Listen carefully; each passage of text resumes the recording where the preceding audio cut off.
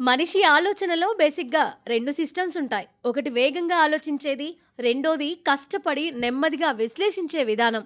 AI చాట్‌బాట్స్‌తో మాట్లాడేటప్పుడు మనం లోతుగా ఆలోచించే రెండో పద్ధతికి గుడ్ బై చెప్పేస్తాం.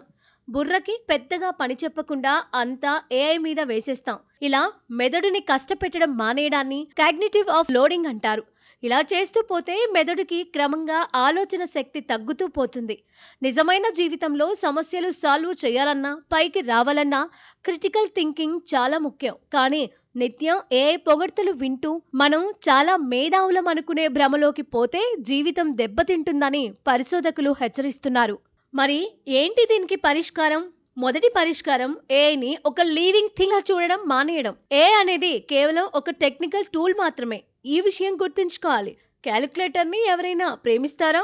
ఏఐ టూల్ మనల్ని పొగిడిందని ఆనందపడడం కూడా ఇలాంటిదే. ఇక రెండో పాయింట్ సొంత బుర్ర వాడడం. ప్రతిదానికి ఏఐ మీదే ఆధారపడకుండా మనంతట మనం లోతుగా ఆలోచిస్తూ ఉండాలి. ఇక మూడో పాయింట్ ముఖ్యమైన పాయింట్ ఏఐ పొగడ్తల్ని నిరాకరించడం. ఏఐ ఎప్పుడైనా మనల్ని అతిగా పొగిడిందనుకోండి, ఆనందపడిపోకండి. దాన్ని ఆపండి. మీరు సూపర్ గొప్పగా చెప్పారు అని అందనుకోండి, నేనేం గొప్పగా చెప్పలేదు, నన్ను పొగడొద్దు అని సీరియస్‌గా చెప్పండి. అంతేకాదు, నేను చెప్పిన దాంట్లో తప్పులు ఎక్కడున్నాయో కనుక్కో అని దానికి పని కల్పించండి. Find the flaws in my logic అని అడగండి. అప్పుడు అది మన ఆలోచనలోని తప్పుల్ని కనిపెట్టి చెబుతుంది. ఆ విధంగా మన ఆలోచన విధానం బెటర్ కావడానికి ఏఐ హెల్ప్ చేస్తుంది. అంతేగాని దాని పొగడతల్ని ఎంజాయ్ చేస్తూ కూర్చుంటే మాత్రం క్రమంగా మిమ్మల్ని మీరే కోల్పోవాల్సి వస్తుంది. ఇదే పరిశోధకులు చెబుతున్న ముందు జాగ్రత్త.